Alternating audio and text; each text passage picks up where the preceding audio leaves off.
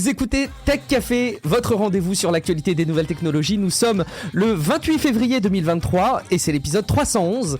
Semaine après semaine, on vous tient au courant de ce qui se passe dans le monde de la tech et c'est porté largement, une fois de plus, par ce qu'il se passe dans le monde des intelligences artificielles génératives.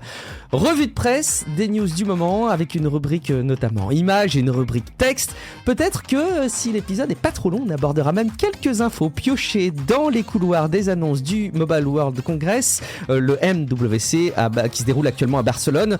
Pendant qu'on enregistre cet épisode, je suis Guillaume Vendée, podcasteur technophile enthousiaste et je retrouve le un peu moins malade que la semaine dernière, mais peut-être quand même un petit peu malade et néanmoins responsable du conducteur de cet épisode, c'est Guillaume Poggiaspala. Salut Guillaume, comment vas-tu ? Écoute, moi, après semaine, je tousse toujours, que veux-tu, mais bon, on va faire avec.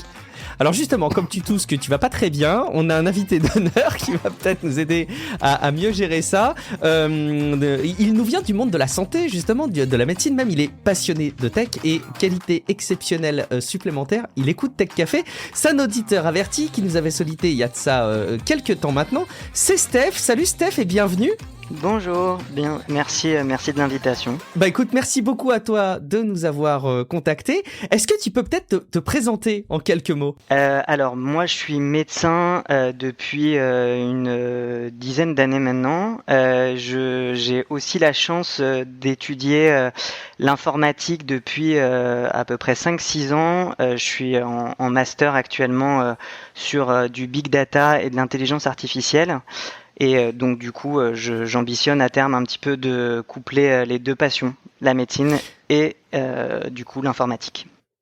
Et c'est parfait parce que ceux qui écoutent Tech Café depuis quelques temps savent qu'on a eu des passages où on s'est intéressé un petit peu au domaine de la santé, mais c'est très chouette si on peut le réaborder ensemble. Donc en tout cas, bienvenue, n'hésite pas à réagir à tout moment quand tu le souhaites. Et puis je sais que tu as apporté aussi des petits éléments au conducteur. On t'entendra aussi normalement, et merci à toi de nous consacrer du temps dans le supplément.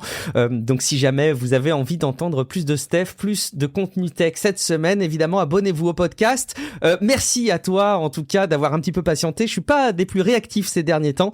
L'organisation a pris un petit peu de temps et c'est largement Guillaume Poggiaspala qui s'est coordonné avec toi sur le conducteur de cet épisode et puis pour l'orga. Donc, en tout cas, merci beaucoup de nous rejoindre.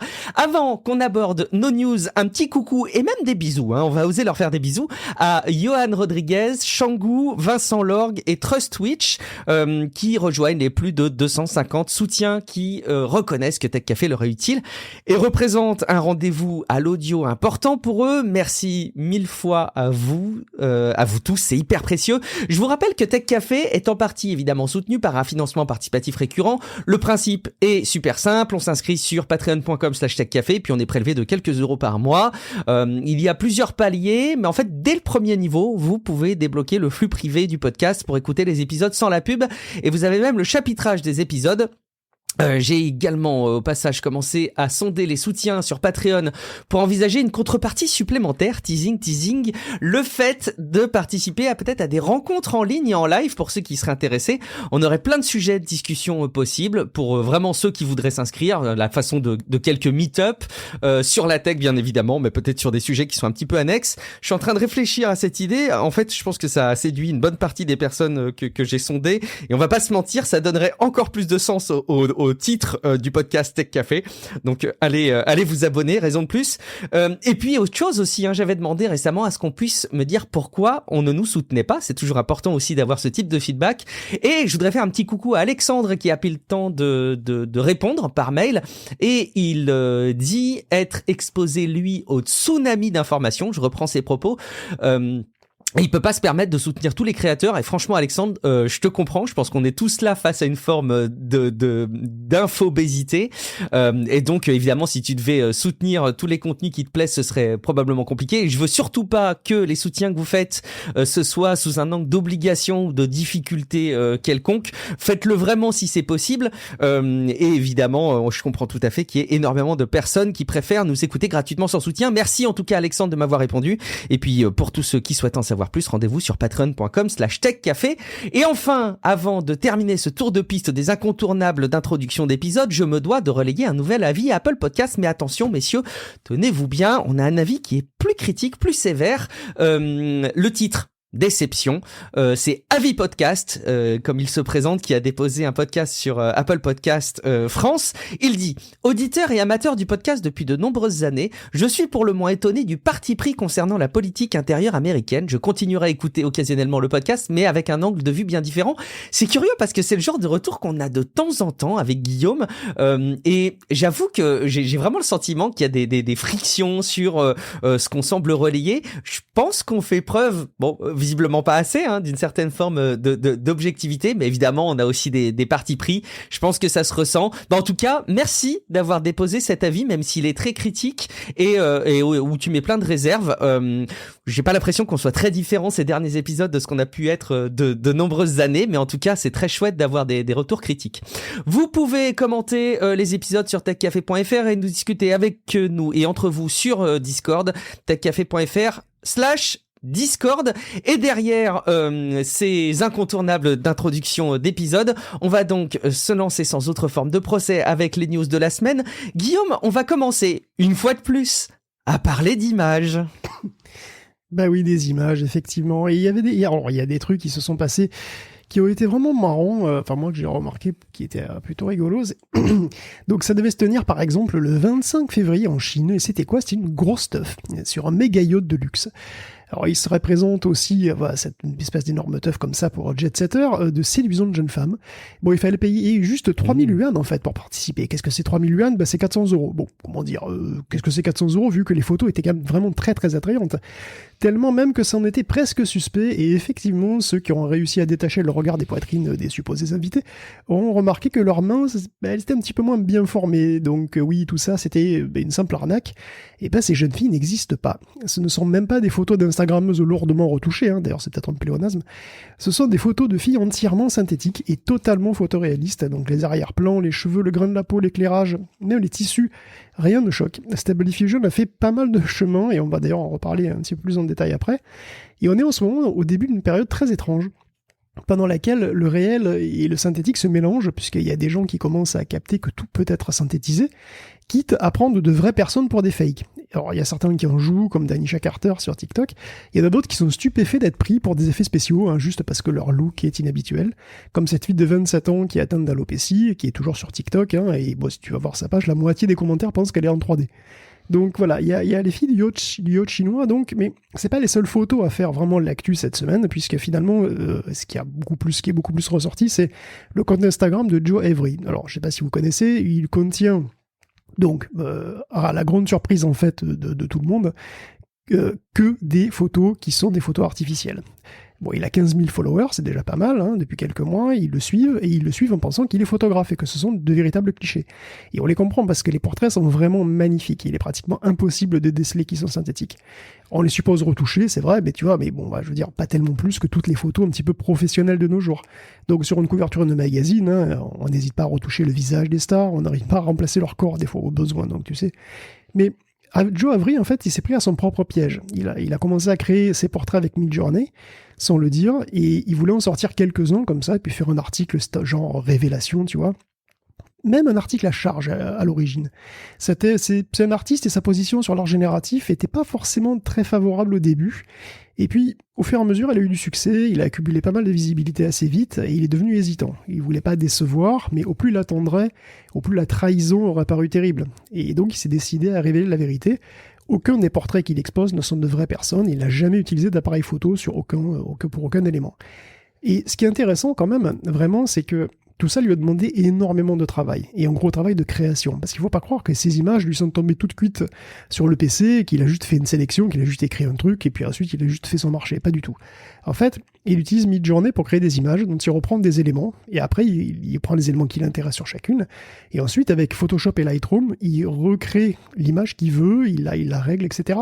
Ces images sont des collages de divers résultats de l'IA, et aucun portrait n'est une image brute. Donc pour chacun, il génère pas loin d'une centaine d'images, et il garde les morceaux de certaines pour les réunir, et pour raconter une histoire. Parce que Joe, finalement, il associe un nom et une histoire à chaque portrait. Et donc il a une démarche qui est finalement très artistique. Et manifestement, les gens apprécient. Et c'est un produit, ce qu'il produit résonne avec le public. Vraiment, chaque image a demandé beaucoup de travail. Il est difficile de dire que c'est pas de l'art. Et il est aussi manifeste que détecter les productions des IA va devenir extrêmement difficile, voire impossible dans un futur proche, que ce soit pour les photos ou pour les textes. Les outils de détection vont entrer dans une escalade infinie avec les modèles eux-mêmes qui ne cesseront de s'améliorer. Donc on aura des faux négatifs, mais on aura aussi des faux positifs probablement. Et tu vois, quel recours aura-t-on quand un travail humain sera détecté comme synthétique et rejeté, par exemple, si tu es au lycée ou à la fac, imagine, tu présentes un devoir, il est flagué comme étant synthétique, qu'est-ce que tu peux dire, tu vois? Donc, on est peut-être au début d'une période de grande confusion comme ça. C'est un rapport même à la réalité. Je fais une petite parenthèse, je vais faire ma confession moi aussi.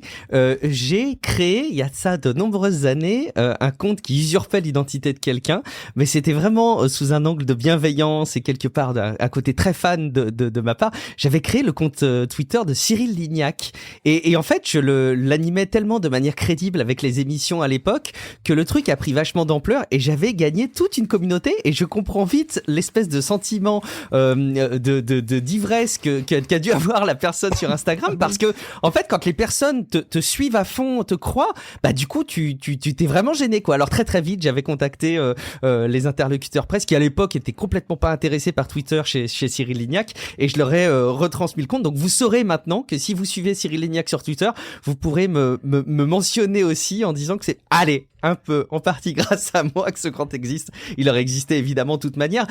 Steph, tu observes ça, j'imagine comme tout le monde en ce moment. Est-ce que ce rapport à la réalité, c'est un truc que tu avais vu venir et que tu vois s'installer un petit peu même dans tes réflexions et tes interactions sur le web depuis quelques mois maintenant? On a toutes ces intelligences artificielles qui brouillent les cartes. Est-ce que c'est quelque chose qui commence insinueusement à s'installer dans tes regards et dans ta façon de percevoir le web aujourd'hui?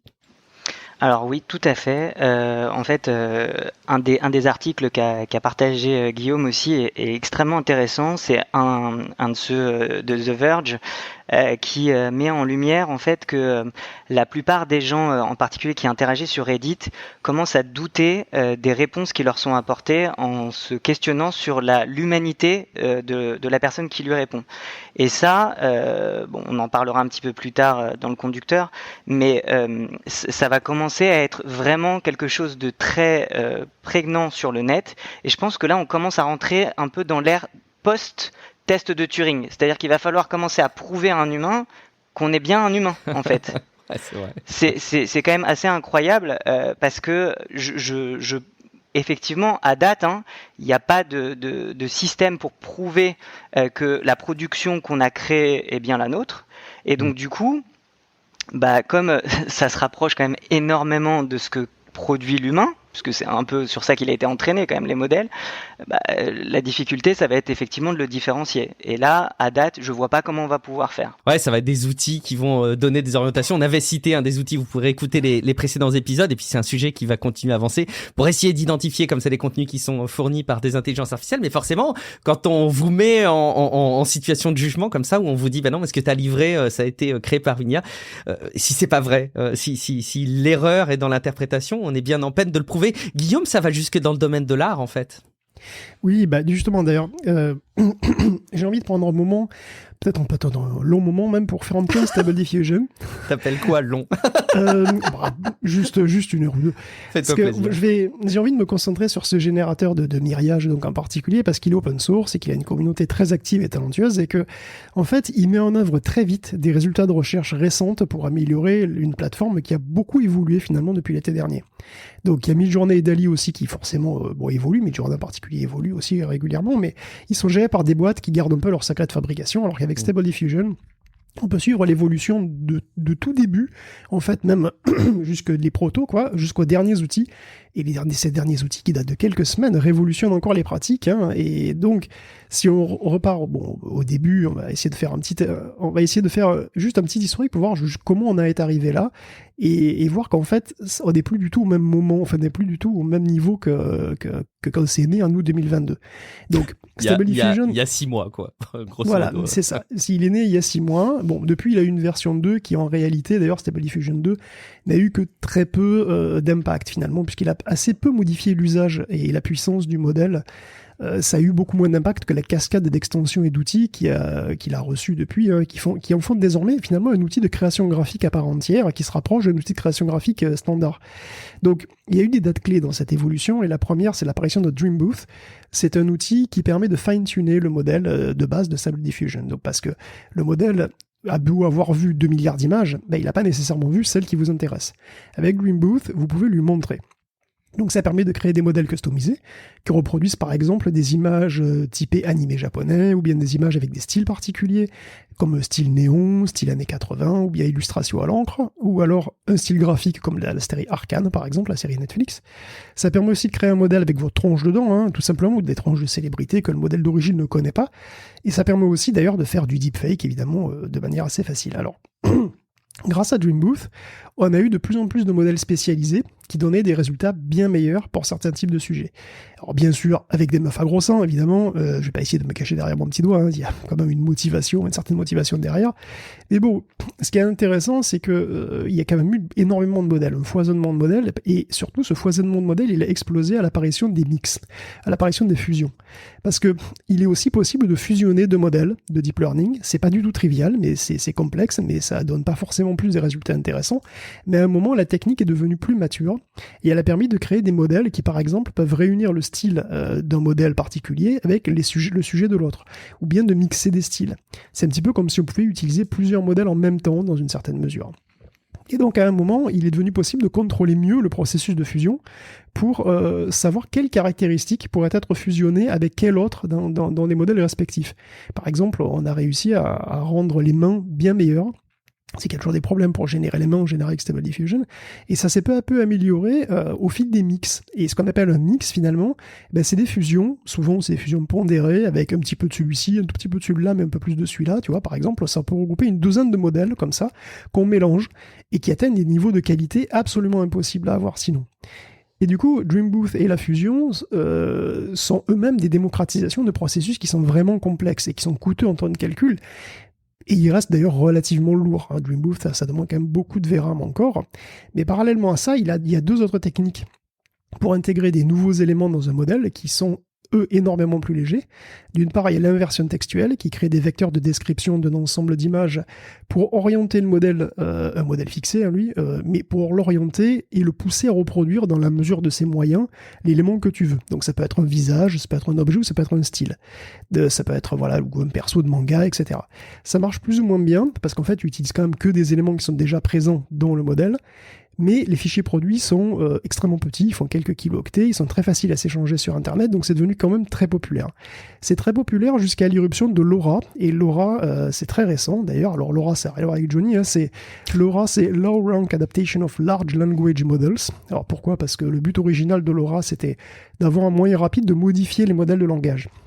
Modèles de langage, on l'a dit plein de fois, en général ils sont extrêmement lourds, donc GPT-3 c'est 175 milliards de paramètres. 175 milliards de paramètres, si on prend ça en full précision, en général, pour l'entraînement, c'est nécessaire d'avoir les 32 bits de précision moins, donc ce serait 700 gigaoctets de mémoire, donc c'est qui a 700 gigaoctets de RAM, tu vois, c'est énorme, mais c'est très lourd. Et une LoRa, finalement, c'est une manière d'injecter relativement peu de données, mais au bon endroit, dans le modèle, pour modifier le comportement du modèle sans le toucher fondamentalement. Et assez vite, la technique LoRa a été remarquée par la communauté de génération d'images, et le résultat, c'est la possibilité de personnaliser un modèle aussi bien qu'avec Dream Booth, mais beaucoup plus vite, avec beaucoup moins de mémoire, et en produisant des fichiers qui sont encore assez petits, puisqu'ils font 100-150 mégaoctets. Donc je précise que c'est faisable d'ailleurs avec une carte graphique qui a 8 gigaoctets de RAM, c'est-à-dire que c'est une carte mainstream aujourd'hui. Donc c'est vraiment une technique démocratisée, qui permet finalement à chacun de personnaliser ses modèles, et mieux, on peut même utiliser plusieurs LoRa sur le même modèle. Donc ça veut dire que si tu veux utiliser un style qui n'y a pas dans le modèle et une tronche, la tienne par exemple, qui n'y a pas non plus dans le modèle, il suffit d'utiliser deux LoRa et tu peux utiliser ça avec n'importe quel modèle. Donc c'est extrêmement riche, c'est un potentiel énorme. Les images qui sont générées en ce moment, qu'on voit sur Reddit par exemple, peuvent combiner des mix, des modèles qui sont lourdement personnalisés et plusieurs LoRa par-dessus. Donc ça crée un édifice, si tu veux, qui est de plus en plus complexe, qui produit des images qui sont elles-mêmes de plus en plus variées et qui sont d'une qualité époustouflante et impossible à avoir avec les trucs d'origine. Et c'est aussi comme ça que certains travaillent le photoréalisme. Donc les modèles qui aboutissent à certaines productions, par exemple de jeunes chinoises à gros seins qui font des arnaques en Chine, c'est ce genre de truc, ce genre de photos extrêmement convaincantes, c'est ça. Ce sont des modèles qui ont été mixés, remixés avec des LoRa, etc., etc.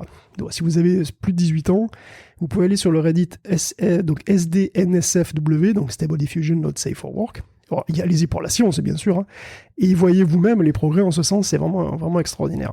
Mais bon, tout ça, c'est bien, mais Stable Diffusion a encore été révolutionné, donc il y a très peu de temps, par les control nets. Alors les control nets, ça nous vient de l'université de Stanford, et ça permet d'avoir, comme le nom l'indique assez bien, hein, un niveau de contrôle sur la création des images qui est sans précédent. Donc les control nets, en fait, ça rajoute une contrainte à la génération en plus du prompt. Et cette contrainte prend la forme d'une image qui va guider. Donc toute la subtilité, c'est la manière d'interpréter l'image guide. Donc il y a une dizaine de guides très différents, hein. C'est par exemple les bords, la profondeur de l'image, la pose des personnages, le croquis que ça représente, ou il y a même une fonction de segmentation sémantique. Par exemple, si on prend les bords d'une image, les bords d'une image peuvent être utilisés pour guider ceux de la production finale. Alors imagine que je veuille, je sais pas, un intérieur d'appartement scandinave, je cherche sur Google Images une photo d'intérieur avec globalement la composition que je veux, par exemple une fenêtre au fond, un canapé là, et après je la prends comme guide. Le générateur va pouvoir créer une infinité de variations de cet intérieur-là en conservant les lignes de force de l'image d'origine. Donc maintenant, admettons que je veux une photo d'un guerrier celte qui fait le V de la victoire, tu sais, là, qui fait le V, là, comme quand tu prends des photos de japonais. Bon, c'est pas évident à décrire à Stable Diffusion que ce genre de choses, hein, que tu veux qu'il fasse le V de la victoire. Et surtout, Stable Diffusion n'est pas très doué pour faire d'aimants. Donc ce que je vais faire, c'est que je vais simplement chercher une image sur Internet d'un gars qui fait le V. Je vais la prendre, je vais demander au control net de faire une carte de profondeur de cette image, par exemple environ ce qui est le plus loin aussi, pour avoir un arrière-plan en moins, et après je demande un guerrier viking par prompt. Et la silhouette va aider Stable Diffusion à créer une main et un personnage dans la pose que je veux. Et en matière de pose, tu peux même faire du transfert de pose désormais. Donc tu prends une image réelle, et tu lui dis je veux la pose de ce personnage, et l'image générée aura exactement la même pose. Tu peux même faire ça avec un logiciel de posing. Ce qui fait que je peux, et je peux même invoquer un LoRa et avoir le personnage que je veux. Et je peux aussi contrôler la lumière comme ça, je peux transformer un croquis en image complexe. Et donc il y a aussi cette histoire de segmentation que je vais quand même expliquer, qui est assez incroyable, parce que à la base, les control nets, ce sont eux-mêmes des réseaux de neurones. Et ce sont des réseaux de neurones qui sont capables de faire donc ce que je viens de dire. Ils sont capables de détecter les contours, d'estimer la profondeur, d'estimer les poses des personnages. Il y en a un qui est capable de faire de la segmentation selon ce que l'image contient. Donc par exemple, elle va regarder une image et puis elle va mettre une zone rouge là où il y a des personnages, une zone rose là où il y a des fleurs, une zone verte là où il y a des plantes, en jaune là où il y a des meubles. Bon, là je dis n'importe quoi comme couleur, hein, mais il existe vraiment un lexique fixe qui fait correspondre des couleurs à des choses. Et c'est propre à l'algorithme et on peut s'en servir. Donc si je demande à la segmentation d'une image, ou même l'image synthétique, hein, et que je la retouche, donc sous Paint, je vais sous Paint, là où il y a une zone sur la table, je mets une zone rose. En réinjectant la carte sémantique, le modèle sait qu'il doit mettre des fleurs à cet endroit. Bon, voilà, je m'arrête là, mais vous percevez bien qu'on n'est plus du tout dans le trip où je mets juste quelques mots et ça donne une image. Et si elle me plaît, je la garde, et sinon j'en refais une autre. Là, on commence à atteindre un niveau de complexité et de contrôle dans la production qui rapproche Stable Diffusion d'un outil de création graphique comme un autre. Le prompt engineering, ça suffit plus. Parce que si tu veux reproduire une image, il faut le prompt, il faut aussi le modèle, il faut les paramètres, il faut les LoRa, il faut les réseaux de contrôle, il faut itérer là-dessus, etc. Et donc là, le parallèle avec la photographie devient de plus en plus pertinent parce que toute la technicité qui tourne autour de la prise de vue et qui justifie, je suppose, qu'on considère la photo comme un art, n'est-il pas arrivé, ou presque arrivé, sur l'art génératif ? Au début, on disait, pour la photo, tu appuies sur un bouton et tu as l'image d'un truc qui existe déjà, c'est pas de l'art. Mais on sait bien que c'est pas comme ça que ça marche pour la photo. Le photographe a un énorme contrôle sur la prise de vue, et c'est ce contrôle, et comment il exerce ce contrôle qui est valorisé. Or, le contrôle est arrivé pour Stable Diffusion. Donc, est-ce que c'est une nouvelle forme de photo ? Est-ce que c'est une forme d'onirographie, tu vois, de la photo de rêve ? Parce que finalement, est-ce que l'art, c'est pas le contrôle ? Putain, la question est beaucoup trop philosophique pour mon état de repos ou plutôt de fatigue du moment. Mais ce que je retiens quand même, Guillaume, de cette description et de cet avancement de la situation, c'est que il y a encore quelques mois, on pouvait dire il y aura des futurs métiers autour du contrôle du prompt, de donner les bonnes instructions pour que ça génère les bons résultats, etc. Et je me rends compte quand même qu'avec le temps, peut-être pas tant que ça. Oui, il va y avoir toujours la possibilité de régler très finement les modèles et donc les résultats qui seront restitués par les intelligences artificielles, mais que de plus en plus, on va avoir des éléments qui vont être à notre disposition, qui vont pouvoir guider la création de l'image. Et si je veux que le bonnet soit à tel emplacement dans l'image, je vais pouvoir de plus en plus facilement l'amener, quoi. Et ça c'est évidemment super intéressant. Steph, est-ce que ça t'inspire cette évolution-là de la génération d'images? Est-ce que c'est des choses qui te semblent être des points d'étape importants, comme le souligne Guillaume?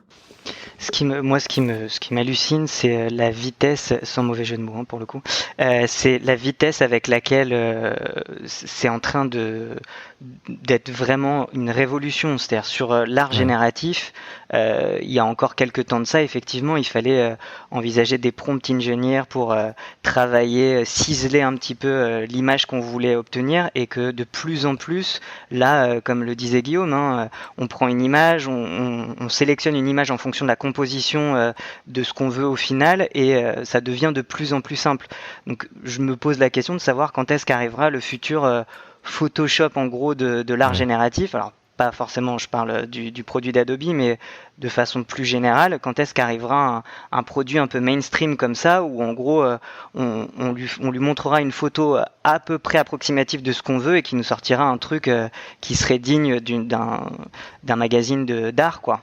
Ça s'appelle Invoke AI, en fait, parce que tout ce que j'ai dit, tout ce que j'ai dit est accessible de manière relativement simple sur l'interface web automatique au 11.11, mais il existe une autre interface web qui est un petit peu plus proche de celle d'un outil graphique traditionnel, c'est Invoke AI. Je vous encourage à aller regarder, c'est beaucoup plus sympa à voir et à utiliser, c'est assez simple, en fait. J'y vais tout de suite. Je regarde en même temps. Ok. Eh ben écoute, c'est génial de voir que ça avance aussi vite. Quand même, là aussi, ce qui est marquant par rapport à beaucoup d'évolutions technologiques qu'on a pu suivre, je pense évidemment à ce qu'on a pu partager dans Tech Café, c'est que l'intelligence artificielle générative est de plus en plus convaincante de par ses usages, de par son approche, de par ce qu'on pense pouvoir faire, mais ne déçoit pas. Je mets ça en parallèle des autres tendances qu'on a pu suivre, qui étaient plus des tendances de communication que des tendances concrètes avec des résultats. L'intelligence artificielle générative, c'est là tout de suite, et ça se passe sous nos yeux, et c'est d'autant plus fascinant. Guillaume, on continue avec une autre dimension qui est hyper intéressante, au-delà de la possibilité de plus en plus grande d'affiner l'image qui est générée avec des résultats peut-être de plus en plus convaincants sur lesquels on a de plus en plus la main. Il est bien possible que demain, ce soit possible de le faire sur des appareils de plus en plus démocratisés, peut-être même des appareils mobiles. Fais-nous rêver. Mais oui, Stable Diffusion encore, avec une version qui tourne sur téléphone mobile. Alors vous générez, peut-être que vous générez déjà des miriages dans les bus, mais votre appli, c'est juste une interface. En fait, les calculs, qui sont quand même assez lourds, sont faits dans le cloud. Et ça suppose parfois de payer ou d'avoir un certain nombre de limitations. Pour faire tourner en local Stable Diffusion sur un portable moderne, il faut un gros processeur, c'est tout à fait possible, mais c'est aussi archi lent et ça détruit votre batterie. Ça a déjà été testé sur un Snapdragon 865, ça prend 1 heure par image en 512 par 512, donc il faut oublier. Bon, par ailleurs, un iPhone 13 fait beaucoup mieux, avec une accélération matérielle, il est capable de générer une image comme ça en 1 minute. Bon, mais le choc de la semaine, c'est de voir Qualcomm générer une image en moins de 15 secondes sur un téléphone mobile équipé d'un Snapdragon 8 Gen 2, qui est une puce haut de gamme, certainement, mais c'est quand même une puce qui est déjà sortie dans le commerce, ça c'est pas du tout un truc de laboratoire. Alors, même avec une puce moderne, être 240 fois plus rapide que la dernière tentative sur Android, c'est impressionnant, et c'est complètement impossible sans un énorme travail d'optimisation. Donc le logiciel a été optimisé aux unités de calcul tensorielles de chez Qualcomm, donc en particulier la sous-unité Hexagon qui est à l'intérieur du Snapdragon, et ça reste quand même complètement dingue, parce que 15 secondes, c'est peu ou prou le temps que met une GeForce 1060 à générer une image. Donc aboutir à ce niveau de performance sur un téléphone mobile aussi vite, c'est absolument ahurissant, parce que ça va très très vite. Enfin, moi j'imaginais un jour, quand j'ai vu ça, j'imaginais un jour que la génération d'images pourrait se faire sur mobile, tu vois, mais pas 6 mois après l'apparition du même concept d'image générative. Enfin, c'est complètement incroyable. Donc ça montre bien le potentiel, d'ailleurs, qui est aussi souvent sous-exploité de ces unités IA sur les mobiles, et ça préfigure aussi à quel point cette technologie sera bientôt totalement démocratisée. Donc peut-être que vous pourrez bientôt générer des images dans le bus, mais sans aucune limitation, et donc pourquoi pas des images bien crades, qui font peur aux manies. Tu feras peur aux passagères du bus, effectivement. Mais 6 mois seulement, allez, 8 mois maintenant, on est en fin février, 8 mois, imaginez même déjà cet été, en septembre 2023, va déjà aussi y avoir des avancées, des anniversaires assez marquants autour de ces avancées technologiques. Et puis un dernier truc pendant qu'on est sur les mobiles et sur le travail autour de l'image, et puis après on laissera un mot de la conclusion autour du choc des photos, comme tu as intitulé cette rubrique, Guillaume, à Steph. Donc c'est Google qui amène dans l'outil de gestion de photos Google Photos sur Android et sur iOS, forcément ça passe sur le cloud, l'outil un peu magique qui bluffe certains utilisateurs heureux de Pixel pour l'instant, et donc ça va se démocratiser, le fait de virer un peu ce qui t'ennuie sur une photo, Guillaume. Exit la poubelle moche. Mais existe la poubelle moche, et oui, c'est magique, c'est dans le nom, c'est le Magic Eraser, la gomme magique. Donc cette gomme magique, elle est disponible effectivement, tu l'as dit, pour tous les smartphones Pixel, ils connaissent bien, donc c'est une sorte d'in-painting en fait, pour les connaisseurs. Donc vous pouvez effacer votre photo, tu prends ta photo et tu peux effacer les gens qui sont pas de ta famille dessus, tu vois, les inconnus indésirables, ou les gens de ta famille que t'aimes pas aussi d'ailleurs, tu peux très vraiment rester ça, pas de problème. Il suffit d'entourer ces cuistres, pour qu'ils disparaissent comme par magie, par la gomme magique, c'est logique. Les processeurs de Pixel donc étaient les seuls à connaître ces joies parce que Google utilisait ses puces Tensor qui étaient accélérées pour l'IA, donc ça rendait ça très rapide. C'est injuste, évidemment, c'est une exclusivité qui est terminée puisque ça arrive sur les smartphones Android et même iOS si tu souscris à Google One. Donc c'est une fonction qui est entre guillemets payante, en tout cas elle fait partie du pack Google One qui comprend donc un stockage en ligne étendu. Donc c'est essentiellement la version payante de Google Drive en fait, mais bon, que c'est partagé par toutes les apps Google, Gmail, Google Photos, Google machin, etc. Donc c'est une demi-bonne nouvelle, mais qui acte quand même encore la démocratisation d'un moyen d'altérer les images, et finalement aussi d'altérer la réalité de nos souvenirs, parce que après tout, ces gens, ces inconnus, ils étaient là ce jour-là, tu vois, t'as pas bénéficié d'un accès privatif à cette plage, comme on dirait que c'est le cas sur tes clichés, il y avait du monde. Alors c'est bénin, ça a l'air de rien, mais du coup tes photos ne reflètent plus la réalité, et tes souvenirs, qui sont en grande partie, qui reposent en grande partie sur tes photos, non plus, parce que il semblerait que les souvenirs soient principalement des fictions rattachées à quelques petits bouts d'événements. Alors peut-être que là, finalement, ça fera pas une grosse différence, je sais pas. 2 éléments par rapport à ça, avant encore une fois de te laisser la main, Steph, peut-être pour conclure cette rubrique, mais pour dire que je ne sais pas si il y a l'historique de modification de la photo. Ça, c'est une vraie question que je me pose. C'est parce que ça me gêne évidemment qu'on puisse autant altérer les souvenirs d'un point de vue sociétal et dans le temps, d'un point de vue même culturel. Mais après tout, s'il y a l'historique de modification, ça me gêne déjà moins. Et la deuxième chose, c'est de montrer à quel point le marqueur culturel qui a pu être Instagram et consorts, mais en gros la restitution de l'image, le fait d'avoir des images sublimées, s'est installé. Je dis pas que c'est de la faute d'Instagram, mais évidemment que ça a été un marqueur culturel qui montre à quel point le fait d'avoir une belle image et qui soit exemple de défaut et qui soit proche d'une perfection a influencé nos vies. Je sais pas, Guillaume, si tu sais s'il y a l'historique de modification sur l'outil. Non, désolé, non, je sais pas. Ouais, sur Google Photos, parce que moi j'ai la chance d'utiliser un Pixel et donc du coup cette option-là je l'avais depuis fort longtemps. Il n'y a pas d'historique, non, pas que je sache du moins. Par contre, du coup en fait il te propose de créer une copie à chaque fois que tu fais une modification. Donc évidemment t'auras les originaux, mais t'es pas obligé. Tu peux enregistrer par-dessus finalement. Donc tu écrases toutes les modifications qui ont été faites jusqu'à présent. Donc ça t'en laisse la possibilité, et toutes les enquêtes ou toutes les faites entrer l'accusé où ils analysent des images pour voir en arrière-plan, etc. Bon, évidemment ça marche plus. Steph, je sais pas si tu as un mot de la conclusion avant qu'on aborde quand même le sujet tout aussi fascinant du plus axé sur le texte évidemment, mais sur cette petite rubrique IA portée sur l'image. J'avais juste une question pour Guillaume du coup, pour la partie tu disais sur le mobile qui avait été faite avec Stable Diffusion sur le mobile. Du coup, t'as une idée de la consommation de la batterie justement ? Quelle proportion de la batterie ça avait bouffé les 15 secondes ? Au-delà du fait que ce soit rapide, ouais. Non, c'est pas. Alors justement, c'est pas mentionné. Mais la bonne nouvelle, c'est que comme on optimise sur des puces qui sont donc ultra efficaces, puisqu'en fait c'est pas fait sur le CPU, c'est-à-dire que le gros des calculs est pas fait directement sur le CPU, il est fait sur l'unité tensorielle hexagone qui a tendance à être beaucoup plus efficace. Comme ça dure que 15 secondes et qu'on utilise un hardware qui est dédié, je pense que l'impact sur la batterie n'est pas énorme. C'est un petit peu comme un traitement photo, si tu veux. Tu vois. c'est ça. C'est ce que j'imaginais aussi.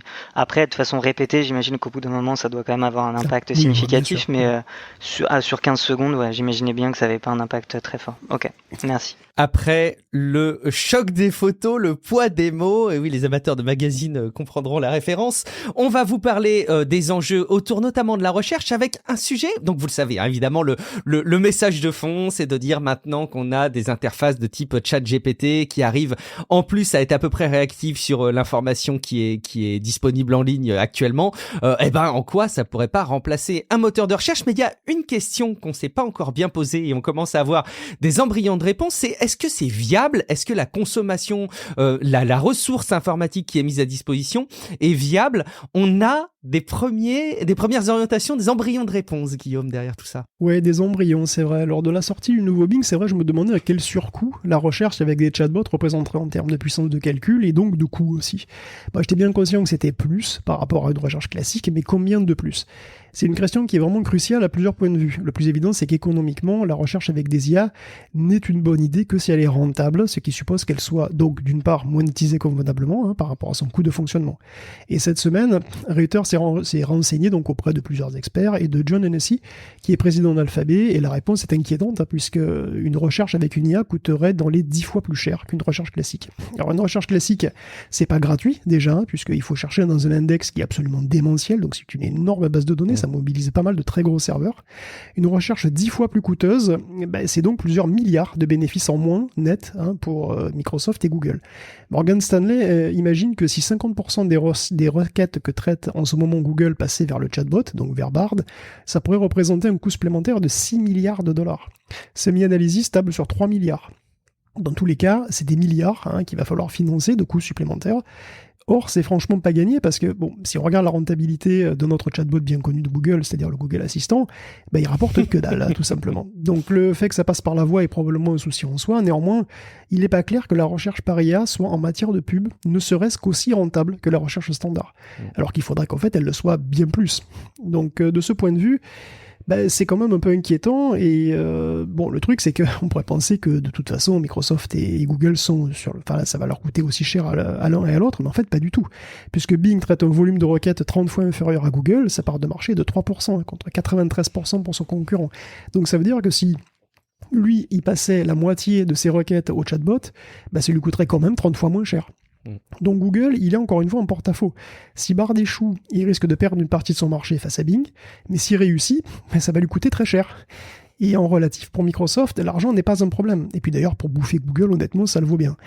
Et alors, est-ce que c'est lié ou pas? Bing va d'ailleurs augmenter très significativement les tarifs de l'accès à l'API de Bing, donc l'API recherche, dès le mois de mai. Donc ça reflète peut-être une hausse des coûts de calcul, mais aussi peut-être aussi beaucoup plus de fonctionnalités, ça je sais pas. Mais c'est quand même une problématique. Et d'ailleurs, pour finir, la puissance de calcul énorme que suppose qui suppose de faire tourner des modèles de langage dont on a dit qui sont absolument énormes comme ça. Donc ces nouveaux moteurs de recherche, c'est aussi de l'énergie supplémentaire. Combien? C'est pas évident. Parce que c'est pas parce que c'est 10 fois plus cher que ça consomme 10 fois plus. En fait, les bases de données standards et les IA tournent pas du tout sur le même matériel. Les premières tournent sur des serveurs normaux, des trucs standards en fait, des gros processeurs avec beaucoup de RAM, mais les IA, elles demandent du matériel spécialisé dans les calculs de deep learning, comme des TPU ou comme les énormes Tesla de Nvidia, donc c'est des trucs qui sont vraiment optimisés pour le calcul. C'est des puces qui sont très chères, à l'achat ou à la location, si tu vas les chercher sur un hyperscaler, elles consomment beaucoup d'énergie, c'est vrai, mais elles sont spécialisées et assez efficaces dans leur boulot. Donc, je soupçonne que ça demande beaucoup plus d'énergie quand même, mais combien, c'est encore une question, et c'est pas forcément 10 fois en fait, j'en sais rien. Steph, je te laisse évidemment réagir à loisir selon les différents sujets, on va les enchaîner, mais vraiment n'hésite pas à enchaîner derrière les... Là, moi, ce que j'avais envie de rappeler un petit peu, c'est que à la différence de ce qu'on fait, par exemple, quand on fait une recherche Google classique, quand on utilise une IA générative pour faire une recherche de cette nature, on va à chaque fois générer une réponse différente pour chaque prompt, en fait. La réponse va être complètement inédite. Ce qui fait qu'à chaque fois, on est obligé de ressolliciter les serveurs pour générer la réponse. Ce qui n'est pas forcément le cas d'une recherche traditionnelle. Par ailleurs, le coût, il va augmenter avec la longueur de la réponse générée. Donc, ce qui pose problème, c'est que à date, il n'y a pas encore de modèle économique reconnu sur ce genre de recherche. Mais un truc qui pourrait être envisagé, donc je prends le pari dès maintenant, on va voir si je me trompe, mais j'imagine que ce qui sera proposé, ça sera par exemple des réponses qui seront volontairement très courtes au début et qu'il faudra payer pour avoir des réponses un peu plus longues. Et je pense que leur modèle économique, il pourrait être envisagé à ce niveau-là. Je me trompe peut-être. Ou un premier nombre, enfin un nombre de requêtes initiales gratuites, par exemple, et que tu débloques évidemment par la suite. Ils vont arriver à trouver un business model là où ils en ont pas trouvé sur les assistants vocaux. Hein, je pense. Mais ça ferait sens d'utiliser ce genre de démarche finalement, parce que les gens vont de plus en plus se tourner vers ces moteurs de recherche parce que c'est simple, c'est conversationnel, donc ça, disons que c'est à peu près ce qu'on a l'habitude de vivre au quotidien. Et bon, après, ça dépendra de la fiabilité des réponses, qui pour l'instant sont quand même très très approximatives.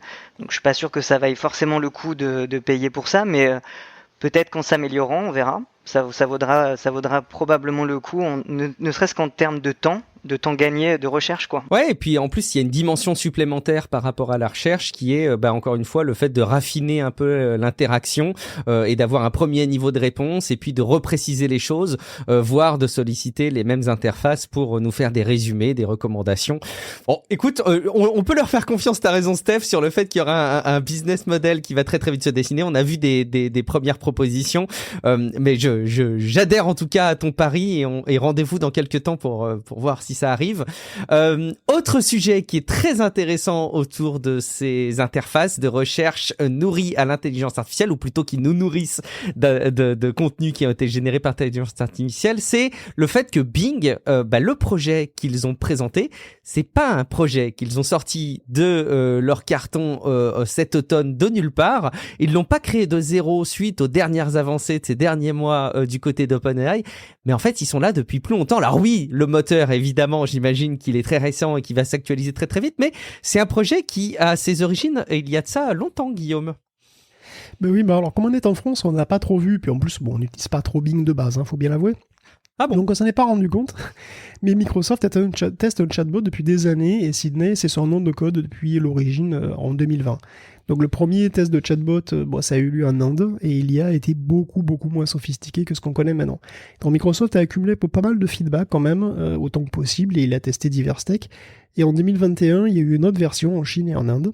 Microsoft a eu plein de chatbots différents finalement, et puis à une époque, c'était de la grande monde déjà. Sur plein de sites, il y avait des chatbots déjà depuis 10 ans, je sais pas, voilà, vous voyez probablement ce que je veux dire, c'était vraiment très courant.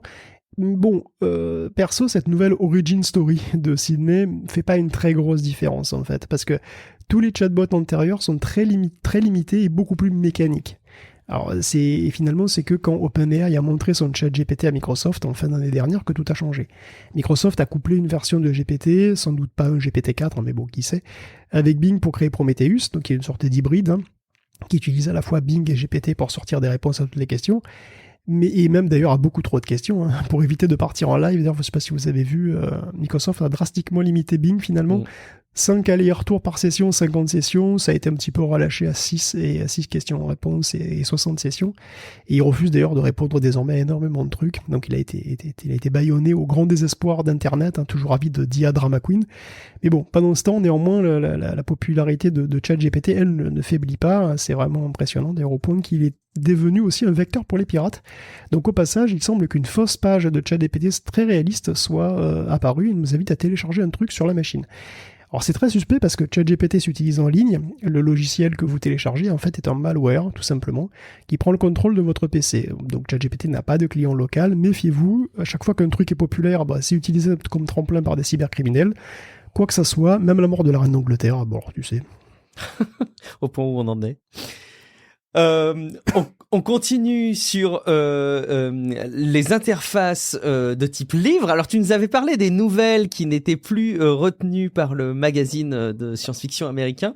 Là, a priori, c'est les romans de gare, Guillaume, qui pullulent sur Kindle. Ouais, les romans de guerre, je sais pas, mais c'est vrai qu'on l'évoquait la semaine dernière et aujourd'hui on a des chiffres. ChatGPT est co-auteur déclaré de plus de 200 livres sur Amazon KDP. KDP, c'est Kindle Direct Publishing, la plateforme d'auto-édition d'Amazon, tout simplement. Donc il est probablement co-auteur, voire auteur principal, de largement beaucoup plus de livres sans que ça ne soit mentionné nulle part. L'auteur, enfin, à quel point l'auteur, disons, l'auteur d'un livre pour enfants de 30 pages témoigne d'ailleurs dans Engadget. Il n'a mis que quelques heures à le produire, ce livre, avec ChatGPT et une autre IA non spécifiée pour les illustrations. Son livre coûte 3$ en électronique et 10 en imprimé, et pour l'instant, ça lui a rapporté que 100$, mais bon, pour le travail fourni, disons qu'il a l'air content. Les livres pour enfants sont courts, donc c'est des bonnes cibles évidemment, mais on trouve même de la poésie ou de la science-fiction qui a été écrite par des IA. La directrice de la guilde des auteurs est sans surprise assez inquiète du raz-de-marée qui pourrait arriver, puisque c'est une vague qui pourrait noyer les plateformes sous le contenu et générer comme ça artificiellement et en emportant aussi les auteurs humains avec elle.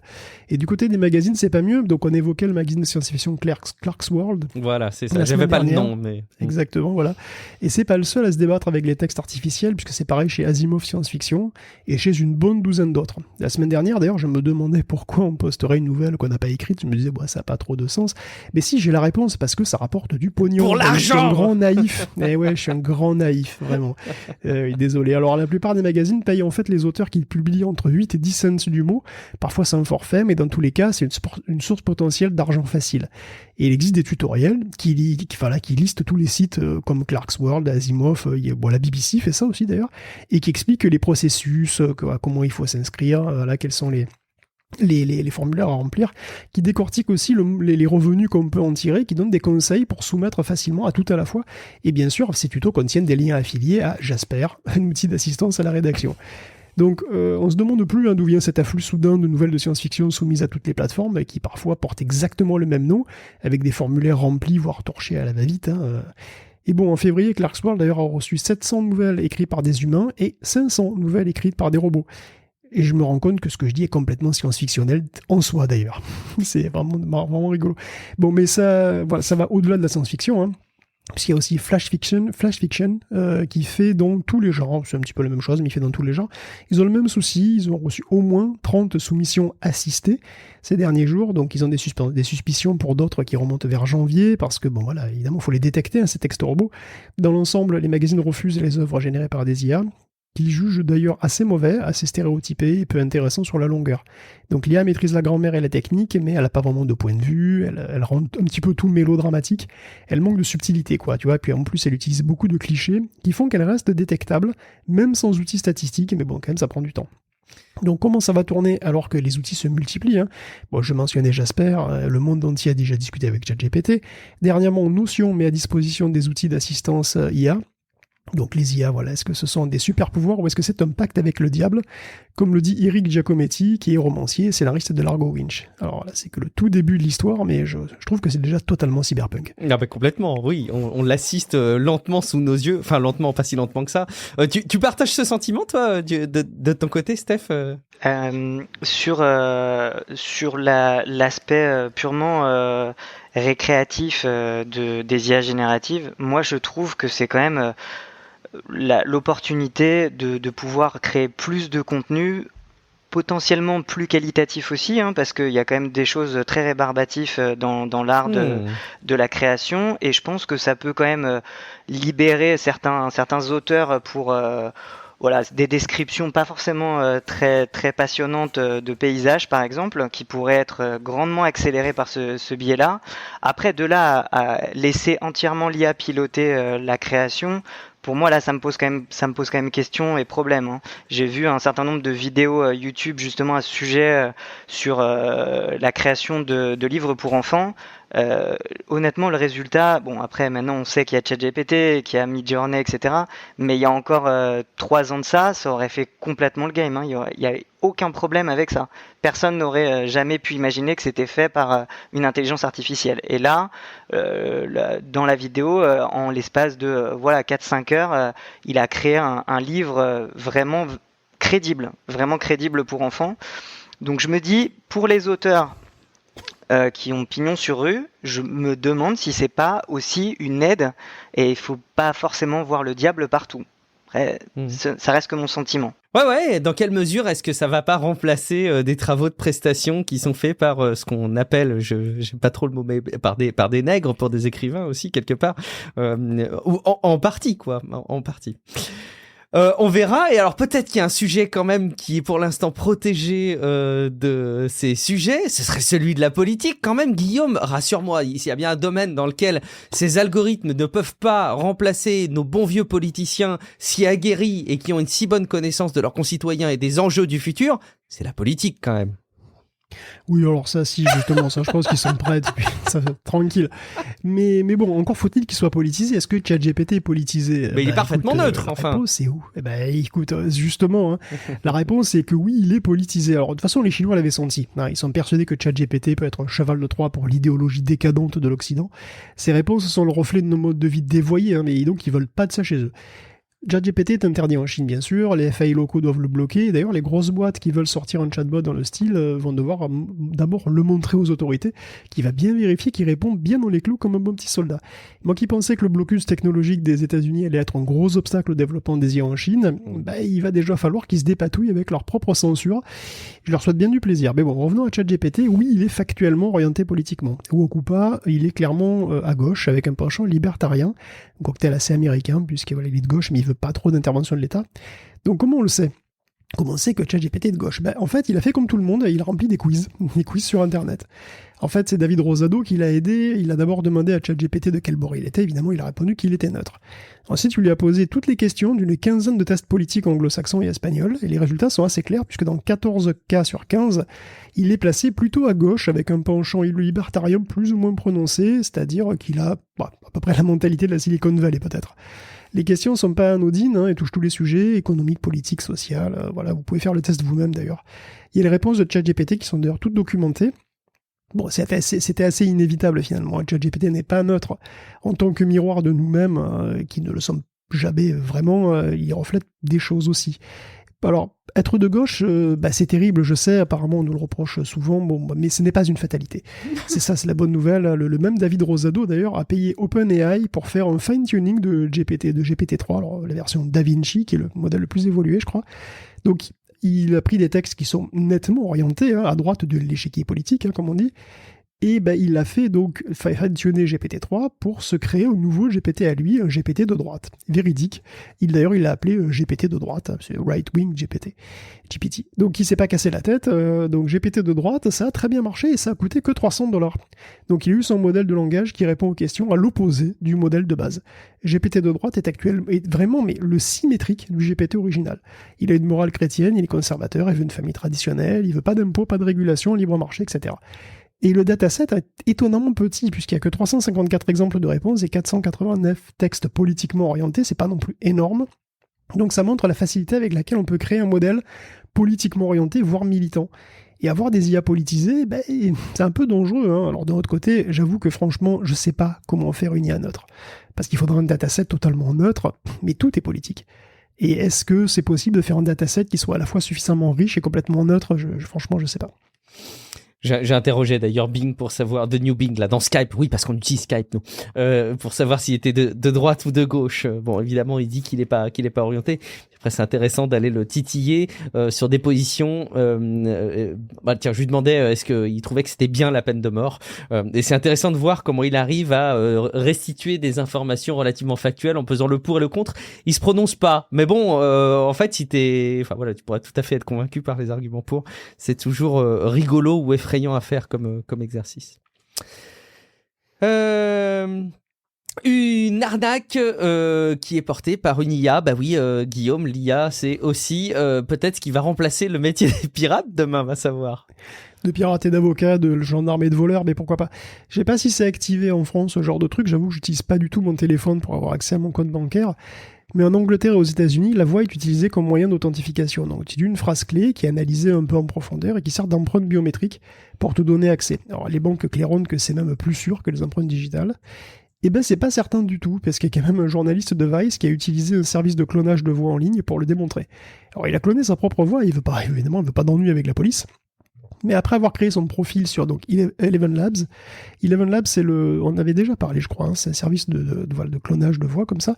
Donc, en vrai, tout ce que tu peux faire, c'est juste, et tu écris une phrase sur ton clavier tout simplement, et après tu l'as fait dire à ton double de synthèse.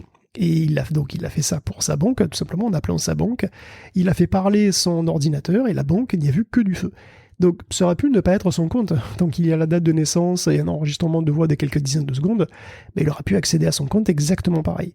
Donc les IA de clonage de voix sont devenues tellement bonnes que les IA de reconnaissance vocale se font avoir.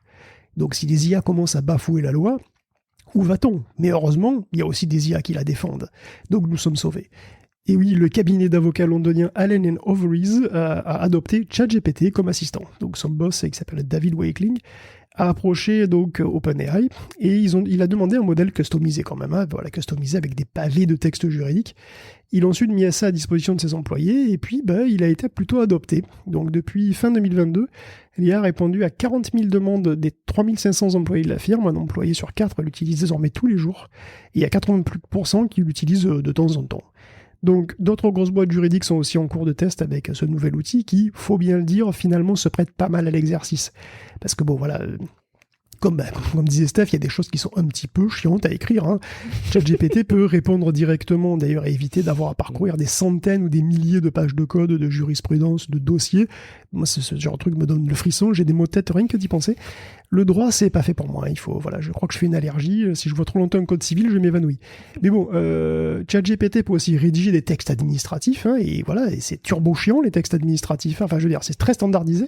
Donc le fine-tuning, la customisation du modèle le rend plus pertinent quand même, mais ça éradique absolument pas sa mythomanie. ChatGPT continue d'halluciner régulièrement. D'ailleurs, ça doit être très marrant. Ce modèle avocat, je pense que si tu le laisses faire, je suis sûr qu'il pourrait te pondre tout le script d'un épisode de Suits sans aucun problème. Mais bon, la consigne, c'est évidemment de tout lire, bien entendu. Donc les collaborateurs doivent tout relire. À un moment donné, une grosse bourde va passer à l'as quand même, c'est sûr. Et nous, sur Tech Café, on aura un sujet tout trouvé à vous relayer. Voilà, tu vois, c'est genre, il est condamné à cause d'une IA, il fait appel. Ou alors, relâché grâce à une hallucination de GPT, la famille indignée attaque OpenAI. Tu vois, je pense que c'est pour le mois prochain. Mais bon, il semble que la profession dans son ensemble commence sérieusement à s'intéresser à la technologie. Certains sont quand même plus sceptiques que d'autres, mais bon, tout ça a géré des masses toujours plus atroces de textes dans un temps limité, donc avoir une machine pour au moins pré-mâcher le travail, c'est tentant, et d'ailleurs, nos propres magistrats, qui ont quand même fait grève en novembre dernier, ne cracheraient sans doute pas sur une assistance d'où qu'elle vienne. Bon, après, on traite des remplacements, c'est délicat, si on en croit la plateforme Resume Builder, donc c'est un site pour faire son CV, qui a fait une petite enquête sur 1 millier d'employeurs, donc qui eux avaient un intérêt pour ChatGPT. Il semble que la moitié des boîtes en question aient déjà déployé le chatbot, et dans la moitié de ces cas, ils auraient déjà remplacé des employés. À 66%, ChatGPT produit du code dans ces entreprises, 58% écrit du contenu, 57% il est utilisé pour le support client et 52% pour les comptes rendus de réunion et pour résumer aussi divers documents. Et apparemment, 89% des utilisateurs considèrent que le boulot de ChatGPT est bon ou excellent. Bon, après, on n'est pas sur de la littérature, c'est du boulot administratif ou du code. Et pour ça, apparemment, Chat, il est tout à fait suffisant, il semblerait. Donc, suffisant pour remplacer combien de postes, du coup ? C'est toute la question.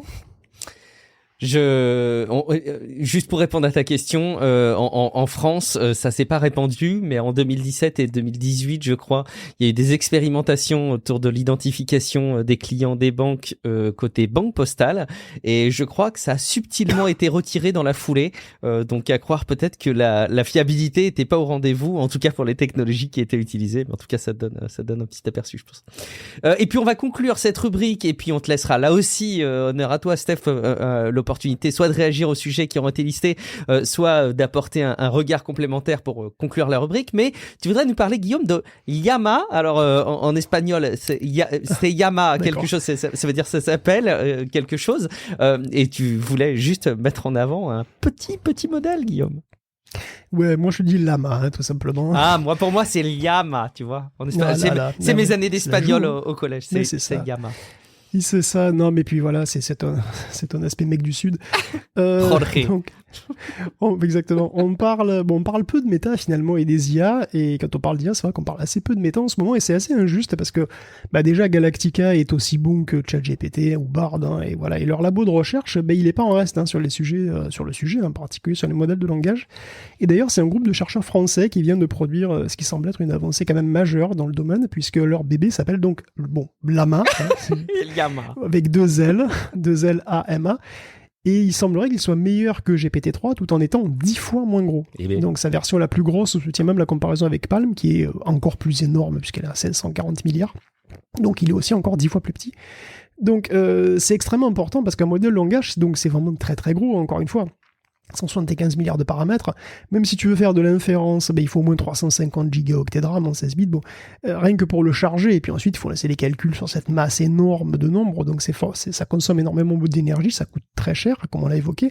Donc réduire la taille de 10 fois d'un modèle de langage, c'est aussi le rendre 10 fois moins cher à faire tourner, donc c'est aussi le démocratiser. Et bon, parce que voilà, pour l'instant, personne n'a la machine pour faire tourner GPT, Palm ou Chinchilla. Alors, personne n'a un serveur avec 200 gigas, quoi. Donc, avec ces 13 milliards de paramètres, Llama tient sur une seule GPU. Bon alors, c'est une grosse GPU, c'est un Tesla A100, c'est-à-dire un modèle professionnel quand même, enfin c'est inédit. Avoir un modèle de langage comparable à GPT-3 sur une seule de ces cartes, ça ouvre l'espoir que dans quelques années, chacun puisse avoir un modèle de langage surpuissant qui tourne en local. Comme un Stable Diffusion, chacun pourra utiliser ça et même entraîner ses modèles, etc. D'autant plus que Llama utilise des textes en accès libre. OpenAI et Google donc utilisent des datasets perso, des volumes de texte qu'ils prélèvent eux-mêmes et qui d'ailleurs sont pas ouverts, alors que Llama, lui, s'appuie sur des bases de texte libres, donc il y a le Command Crawl, il y a les données provenant de milliards de... le Command Crawl, c'est des données qui prévoient déjà de milliards de pages, et il y a une version filtrée qui s'appelle le C4, et après ils ont utilisé aussi GitHub, sous-ensemble de GitHub, Wikipédia, l'Archive, Stack Exchange et les livres Gutenberg Books, et en tout c'est 4 téraoctets de texte, voire plus d'ailleurs.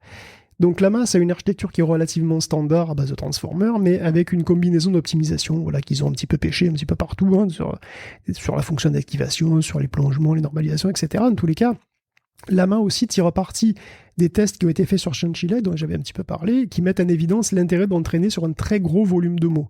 Parce que même après avoir vu 1000 milliards de mots, certains modèles continuent de progresser. Et leur dataset, d'ailleurs, fait donc à peu près 1400 milliards de mots. Et donc, et oui, c'est vrai que, et du coup, ils en ont fait, donc, alors, Llama, en fait, c'est comme les slips, les modèles de deep learning viennent en plusieurs tailles. Donc, ça va de 7 à 65 milliards de paramètres, et donc le plus gros continue d'apprendre, même après 1400 milliards de mots. Et la version à 13 milliards de mots a encore un petit potentiel, même après 1000 milliards de mots. Et c'est cette version d'ailleurs qui bat dans toute une série de tests GPT-3, qui lui a 175 milliards de paramètres, mais qui a été entraîné sur en fait moins de mots. Et donc ça c'est très encourageant parce que ça veut dire qu'on a une grosse marge de progression sur ces modèles et qu'en les optimisant et en les entraînant mieux et plus, on peut gagner énormément en puissance de calcul et en espace mémoire à leur usage. Et aussi à leur entraînement, puisqu'évidemment c'est beaucoup plus facile d'entraîner un truc à 13 milliards qu'un truc à 175 milliards de paramètres, vous imaginez bien. Et donc Meta, en plus, rend ces modèles quasi publics. Alors pour l'instant, il faut remplir un formulaire pour les télécharger. J'espère que ce sera public tout simplement bientôt. Pour l'instant, c'est un peu réservé aux chercheurs. Le reste est sur GitHub. Et d'ailleurs, je me rends compte que j'ai oublié de dire ce que ça voulait dire Llama. Donc Llama, 2L-A-M-A, c'est Large Language Model Meta AI. Donc Meta va essayer de revenir un petit peu dans le game, je pense, de l'IA. D'ailleurs, Zuckerberg a annoncé des outils dopés à l'IA pour WhatsApp, Messenger et Instagram. Ça pourrait inclure ce qu'il appelle des personas. Donc sans doute pas les jeux d'Atlus, rêvez pas, mais peut-être des chatbots qui pourront répondre à ta place, je sais pas où, avec qui tu pourras discuter, en tout cas des IA qui aideront les gens de multiples manières, je cite. D'ailleurs, pour conclure, de son côté, Snap aussi s'allie avec OpenAI pour inclure un chatbot basé sur ChatGPT dans Snapchat. Alors pour les clients payants, dans un premier temps, ce sera pour les clients premium. Tout ce dont on est sûr pour l'instant, c'est qu'il a un look dégueulasse. Voilà, il a des cheveux bleus fluo et une peau violette, et ça relativise la notion même de laideur. Tu vois, finalement, big du big deal, est-ce qu'il était aussi moche que ça, tu vois, on vit une époque de remise en question profonde, je trouve. Comme dit Steph, quelle référence. Et oui, ça faisait longtemps qu'on n'en avait pas parlé de Bill du Big Deal. Écoute, Steph, à toi l'honneur. Est-ce que tu veux réagir sur ce nouveau modèle de Meta? Est-ce que tu veux réagir sur les arnaques potentielles, la politique ou tout autre sujet autour des mots? Alors écoute, je voudrais réagir, parce que c'est plutôt un retour d'expérience sur la partie productivité et IA, puisque Guillaume a parlé tout à l'heure du fait qu'il y avait des gens, en particulier du code, qui ont été évincés au profit de ChatGPT. Alors je l'ai testé moi-même, ChatGPT, sur la partie code, en particulier en Python. je me suis rendu compte de pas mal de petites choses. En particulier, il produit du code absolument pas optimisé. Donc, on est très souvent obligé de repasser derrière pour optimiser des fonctions. Il est très verbeux, hein, donc du coup, il va avoir tendance à faire en 6 ou 7 fois la taille requise du code, ce qui peut être factorisé en 2-3 lignes. En Python, c'est assez facile à faire d'ailleurs. Et surtout, en fait, ça bug pas mal. C'est-à-dire que quand on crée juste une petite fonction assez simple, ça rend très bien. Mais dès qu'on lui demande de faire des choses assez complexes, finalement, le code produit est pas de très bonne qualité et on passe du temps à le débugger. Donc pour moi, je trouve que c'est pas une aide véridique. Là où ça m'aide véritablement, c'est pour tout ce qui est documentation. C'est-à-dire que pour quiconque a déjà codé une fois dans sa vie, globalement, soit on sait faire, soit on va direct sur Google en espérant cliquer sur le bouton le fameux j'ai de la chance et que ça tombe dans les 3 premiers résultats. La question qu'on se pose, soit on finit sur Stack à aller regarder les différents forums pour nous dépatouiller de la situation. Et en dernier recours, évidemment, on va s'éplucher les 4500 pages de documentation des différents modules. Là où je trouve que ChatGPT est véritable une manne, hein, vraiment là-dessus, c'est sur l'accélération de la vitesse avec laquelle on a l'information quand on cherche quelque chose dans une documentation. Si par exemple on ne sait plus comment faire telle implémentation de fonction dans la documentation, ou qu'on n'a même pas l'idée d'aller rechercher spécifiquement dans cette partie-là parce que on sait comment il faut faire, mais on ne sait pas quelle méthode il faut utiliser. Ben là, ChatGPT, ça nous rend un service. Alors pas toujours, hein, c'est pas toujours le cas, mais souvent ça rend des services assez hallucinants où on va lui décrire en gros ce qu'on veut faire et il va nous dire voilà, je pense que c'est telle méthode qu'il faut utiliser. Moi, je l'utilise comme ça. Dès que j'ai la méthode, le nom de la méthode, je me rends sur la documentation et là, pour le coup, j'ai toute l'implémentation de la méthode. Et pour moi, en tout cas, ça me rend des services phénoménaux pour ça. Absolument pas pour faire du code pré-mâché, parce que du coup, encore une fois, le code qui sort est pas fiable. Ce que je retiens quand même de ce que tu témoignes, c'est qu'on en est à une situation où on peut faciliter les choses, mais pas remplacer, sans doute pour des difficultés d'optimisation, de restitution notamment du code généré. Je pense que c'est un exemple très concret. La question peut-être, Guillaume, à ce stade, c'est est-ce que cette différence et ce défaut quelque part dans ce qui est restitué aujourd'hui que décrit Steph, est-ce que c'est de l'ordre d'un gros boulot qui va devoir être fait et ça va prendre très très longtemps, un peu si je prends la comparaison avec une conduite pleinement autonome des voitures, avant qu'on arrive à régler les quelques pourcents qui posent problème, qui sont suffisamment fréquents pour être gênants, ça va demander énormément de temps si jamais on y arrive un jour. Ou est-ce que tu penses, allez, j'en sais rien, dans 3-4 mois, ça va être des trucs qui vont être réglés déjà ? Alors déjà, je pense que effectivement le code qui est produit, probablement pas le meilleur code, mais peut-être que pour certains, dans certains cas, c'est suffisamment bon. Et peut-être qu'il y a quand même des gens qui utilisent ce code, évidemment après l'avoir débugué, tu vois, mais même s'il n'est pas optimisé, peut-être qu'il suffit pour certains, quoi, déjà. Oui, je fais une petite parenthèse pour dire, il y a une personne qui témoignait l'autre jour du fait qu'il avait développé un plugin WordPress avec ChatGPT, sans coder dans l'absolu une seule ligne de code. Je crois qu'il a eu une petite adaptation à faire, et c'était pour un besoin très très ponctuel. Donc oui, je comprends ce que tu dis, c'est-à-dire que ça peut rendre certains niveaux de service. Il faut pas espérer avoir le code industriel le plus optimisé du monde avec, en tout cas. Après, est-ce que ça va évoluer ? Oui, ça va probablement évoluer. Déjà, je suppose qu'en raffinant les datasets, en mettant des datasets de meilleure qualité et en ayant des meilleurs modèles, on pourra déjà aller un peu plus loin. Et puis on peut aussi imaginer qu'il y ait tout simplement des logiciels qui viennent après la génération de texte et qui s'occupent de contrôler le code. Je veux dire, tu vois, par exemple, les compilateurs optimisent, tous les compilateurs optimisent le code qui est produit, tu vois, à divers niveaux d'ailleurs d'optimisation. On peut imaginer qu'il puisse y avoir aussi des programmes qui sont beaucoup plus basiques, c'est pas forcément des programmes d'intelligence artificielle, qui soient capables de recevoir un programme un peu approximatif ou pas optimisé et de le pré-optimiser avant de te le présenter, tu vois, ça pourrait être éventuellement possible. Trop bien, on continuera à parler d'IA, on en parle toutes les semaines, donc abonnez-vous à Tech Café. En attendant, on va se faire un petit apéritif MWC parce que cet épisode était bien trop court et on vous parlera plus en détail de tout ce qui... mais très rapidement. Mais très rapidement parce que, allez, on a des petites choses quand même sympas et puis c'est toujours cool de les relayer. On commence avec des écrans roulables, Guillaume. Oui, non, mais très rapidement, effectivement, le NWC, il a commencé qu'hier, et puis bon, on n'a pas eu trop, là, on n'a pas trop le temps. Ce sera mieux de y revenir à tête reposée la semaine prochaine.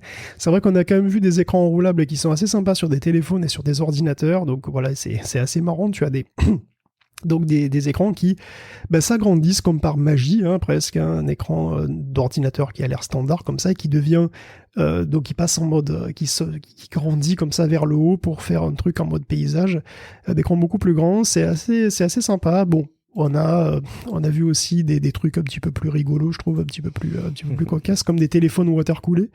Donc OnePlus qui fait un téléphone qui apparemment est refroidi comme ça. Enfin, il y a quelque chose de très sensuel comme ça, très joli comme ça dans le dos, puisque ça palpite, on dirait en bleu, c'est absolument magnifique. Et puis on a le Nokia aussi, par exemple, qui change de logo. Et alors moi ça m'a fait marrer par contre, parce que Nokia change de logo, bon pourquoi pas. Il lance aussi le G22, qui est un téléphone qui est vraiment marketé comme un téléphone écologique, tu sais, parce qu'il peut être démonté, tu peux le démonter, tu peux changer l'écran, tu peux changer la batterie, tu peux changer les ports, les caméras, etc. Et là, je me dis, mais comment on en est arrivé là? Je veux dire, ça s'appelle un smartphone normal, les gars. Je veux dire, un smartphone que tu peux ouvrir et dont tu peux changer la batterie, ça s'appelle un smartphone normal. C'est-à-dire, comment on en est arrivé là à ce qu'on puisse marketer un truc comme ça, je veux dire, juste sur le fait que tu puisses l'ouvrir, quoi. Moi, ça m'hallucine. Mais bon, en soi, c'est bien, c'est juste qu'on en est vraiment arrivé à des modes de fonctionnement et de fabrication que clairement on doit repenser. On aurait pu se poser et se faire cette réflexion avec des annonces de Fairphone, mais... Oui, non, mais de toute façon, c'est clair. Hein, je veux dire, d'ailleurs, c'est un petit peu ce que c'est une sorte de Fairphone, mais low cost, on va dire.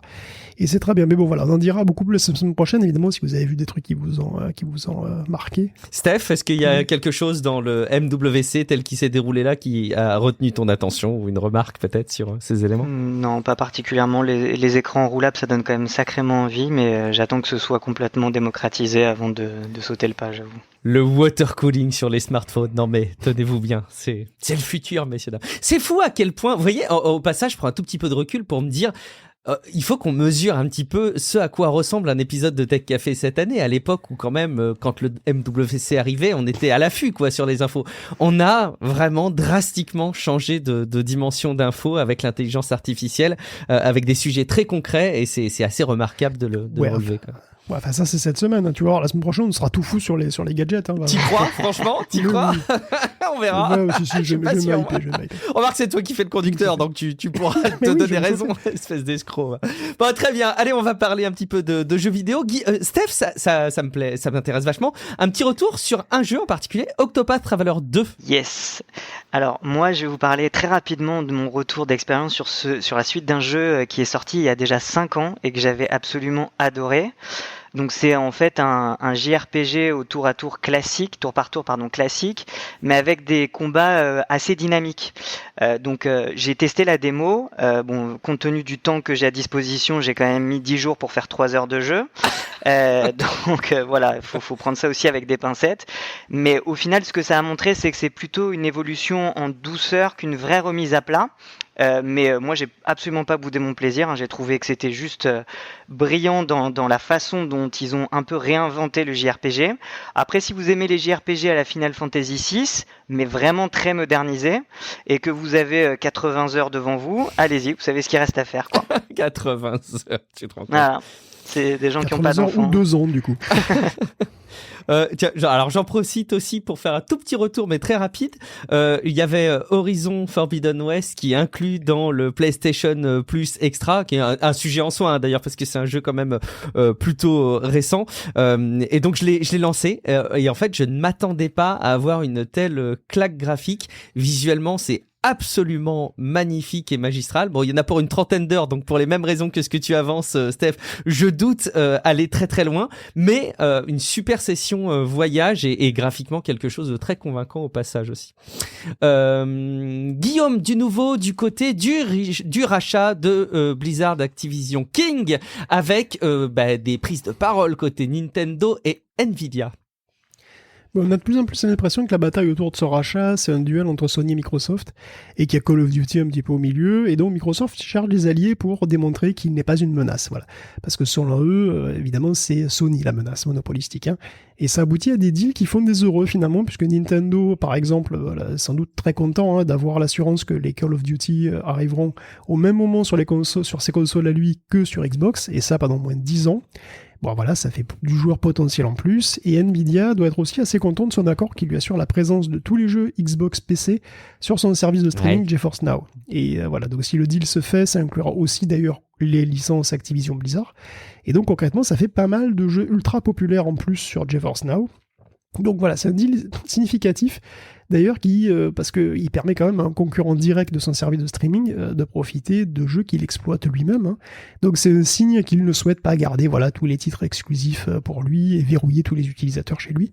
Avec Nvidia et Nintendo de son côté, donc il espère convaincre les régulateurs anglais qu'il ne va pas former un monopole, qui soit mauvais pour les joueurs, et il est aidé en cela quand même par la grosse avance qu'a Sony en termes de part de marché en Europe, puisque c'est dans les 80%.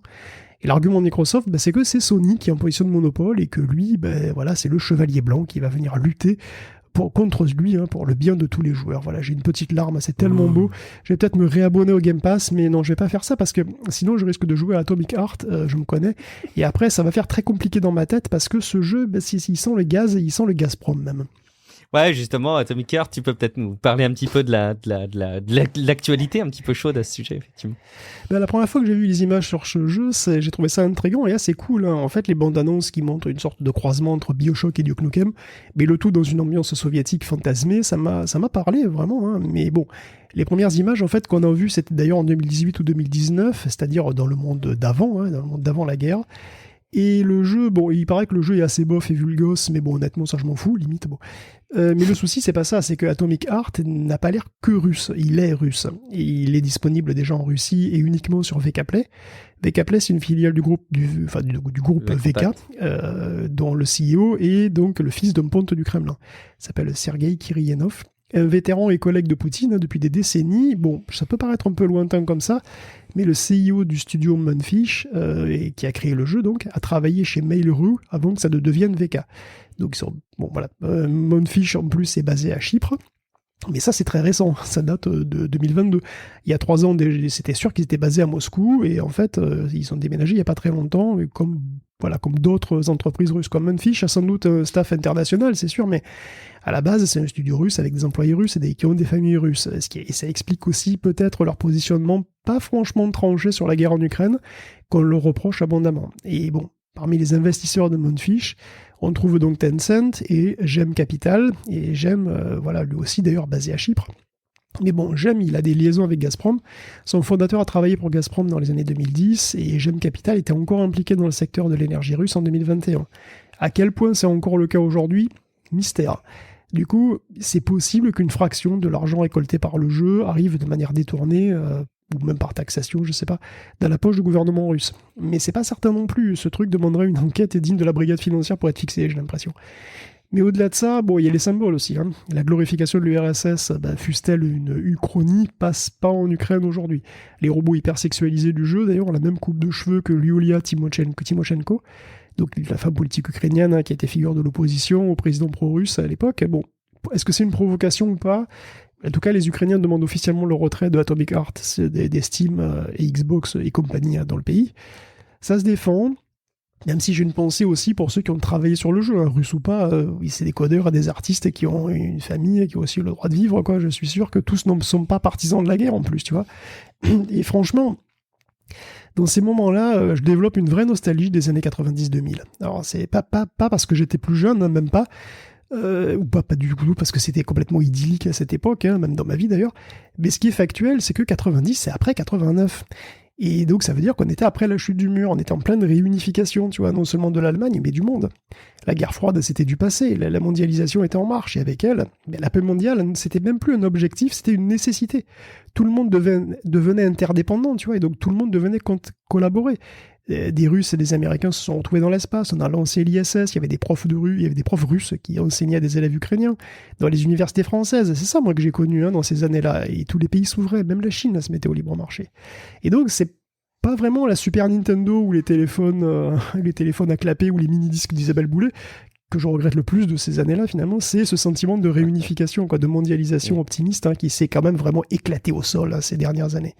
Et aujourd'hui, voilà, je dois me faire des nœuds au cerveau pour savoir si je dois jouer à un jeu parce qu'il est russe, et ça, ça me rend triste, en fait. Steph, tu vas pas nous donner ton âge, forcément, pas tout de suite, mais peut-être que tu peux nous dire si toi aussi... T'es dur. Est-ce que tu peux nous donner un peu ton cinéma? Toi aussi, t'es un peu nostalgique d'une époque révolue qui est trop rapidement effondrée? Décédé d'Isabelle Boulet? Oui, les mini-disques d'Isabelle Boulet. Tu m'as fait rigoler. L'histoire est un éternel recommencement, J'ai l'impression qu'on est en train de revivre les affres des années les plus tristes de l'humanité, et ça recommence. C'est hallucinant. On devrait apprendre de nos échecs, mais manifestement, on est incapable de le faire. Donc, on repart sur des polarisations politiques très fortes, on repart sur des nationalismes, on repart sur, encore une fois, des montées de nationalisme, justement, comme je disais, avec des espèces de guerres froides qui se mettent en place. Franchement, ça n'a rien apporté de bon. Je vois pas ce que ça peut apporter de bon maintenant. Je sais pas. On va continuer à jouer pour oublier les problèmes. Ouais. On va continuer à mettre des pièces dans la machine pour continuer à jouer et oublier le problème, effectivement. Bon, écoute, on va mettre de côté ce sujet peut-être trop douloureux. Vous nous avez plombé l'ambiance, là, messieurs. Mais on va clôturer ce sujet. Et puis, on va remercier évidemment tous nos auditeurs de nous avoir écoutés pour cet épisode 311 de Tech Café. Vous avez une veille complète de l'actu tech qui vous permet d'être complètement calé sur les sujets phares du moment. Évidemment, ça passe par l'intelligence artificielle, mais pas que. Si vous voulez plus d'infos sur la tech et de l'info chaude, il faut vous abonner à Tech Café parce qu'il y a l'épisode supplément qui va arriver à la veille du week-end si tout va bien et si je ne me rate pas trop dans les mises en ligne, et un petit peu plus tôt pour les personnes qui nous soutiennent sur Patreon. En attendant, on vous propose tout simplement aussi de nous retrouver à titre individuel. On va commencer par toi, Steph. Est-ce que tu peux peut-être nous dire si on peut, et si oui, où on peut te retrouver? Alors, pour le moment, sur le Discord de Tech Café. À l'intitulé Steph 500. Merci beaucoup, Steph. Rendez-vous sur le serveur Discord. Guillaume, où est-ce qu'on peut te retrouver? Moi, on me retrouve en position fétale sur mon canapé, en train d'écouter Isabelle Boulet les larmes aux yeux. Je sais pas si c'est le meilleur moyen de te réconforter d'écouter Isabelle Boulet. Je te laisserai juge là-dessus. On va laisser le suspense. Vous me retrouvez sur guillaumevendée.fr, sur Discord et sur les réseaux sociaux Guillaume Vendée. En attendant, merci infiniment pour votre écoute. Merci pour vos soutiens. Merci pour vos avis sur Apple Podcast, Podcast Addict, et de partager Tech Café dans votre entourage. On vous fait des gros bisous. On se dit rendez-vous dans quelques jours pour un prochain épisode de Tech Café. Ciao à toutes et à tous. Ouais, je ne sais plus comment t'aimer, comment te garder. Oh, Parle-moi.